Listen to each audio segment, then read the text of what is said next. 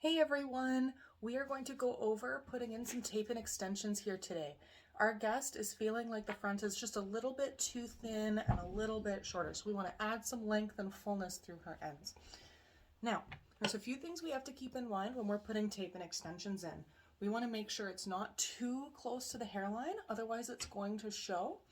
And we want to make sure that it's not too close to the bottom hairline either, because if she wears her hair up, she's going to have a whole bunch of these little tapes popping out. Now, to ensure that that's not going to show, we're going to do a little two-finger rule. We're going to make sure that the extensions don't come too close to the hairline, otherwise it's going to show. But also, this hair is a lot finer and a lot thinner, so it can damage her hair if we go too close to this front hairline. And then the exact same principle for the bottom. So we want to keep 2 fingers away from the bottom of the hairline to ensure that her hair is protected and her hair does not show. Now let's look at our tape ends for a second. This right here is a tape in extension. We can see we have the tape right here. This is our tape. We have these little tabs that we have to pull off before we put it into her hair. The way this works is we have one piece of tape on the bottom of a hair section and one piece of tape on the top of a hair section, and it gets sandwiched together between a little piece of her own hair, and that's how it's held into the hair. And so you need 2 pieces of tape to create one sandwich. Now, we're going to start putting this in. So I'm going to ensure that I'm approximately 2 finger widths off the bottom of her hairline.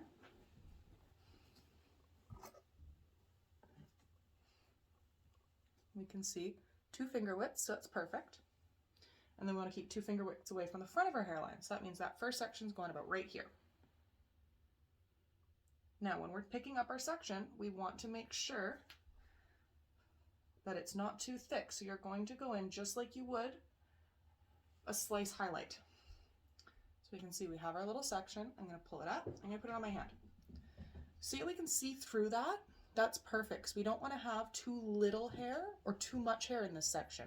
If there's too much hair, the tape and extensions are just going to fall right out and they won't hold. But if there's too little hair, you can create what's called traction alopecia, where the hair actually rips out because there's not enough weight to the hair and the extension pulls too much. So I'm just going to pull off these little sticky adhesive tabs.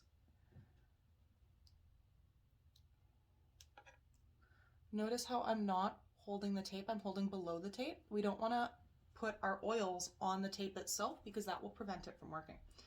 I'm going to hold this hair right up. I'm going to hold that underneath. We're going to stick that right in. I'm going to take my tail comb, not my actual hand, and I'm going to push that along the top. And again, I'm taking the tapes off, so just grab that and peel it off. And then we put this directly over top of the other tape. And then we hold her head and we push that together.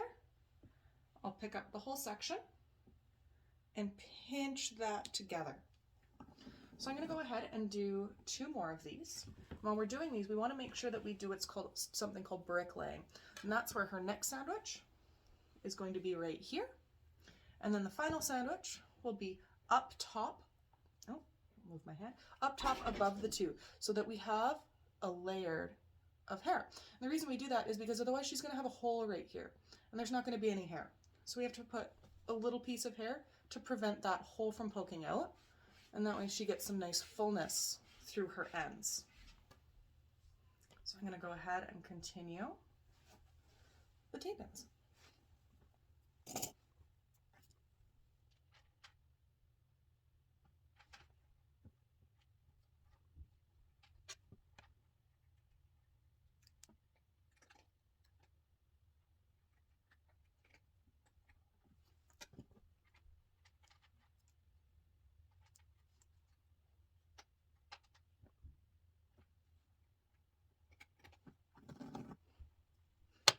And at this point, you can see we have our 2 wefts of hair, so I have to put one right up top between them, otherwise she's going to have this hole right here.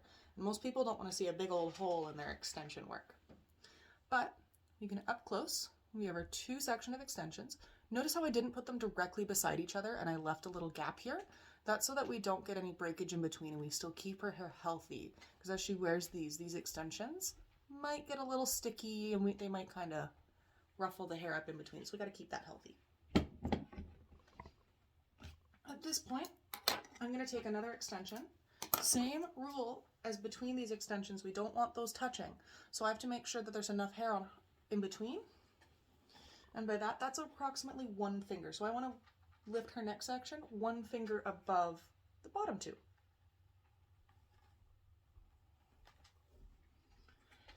And then if we look, pull this back so you can see, that is approximately 1 finger. So this is where her neck section is going to live. At this point, I'm going to map out the next section. So I'm going to pick up my tape, and I can see this is where, move my hand so you guys can see, this is where that needs to live so that I'm actually hiding that hole here, which means that that needs to go right here so that everyone can see. That needs to go right here to cover that hole.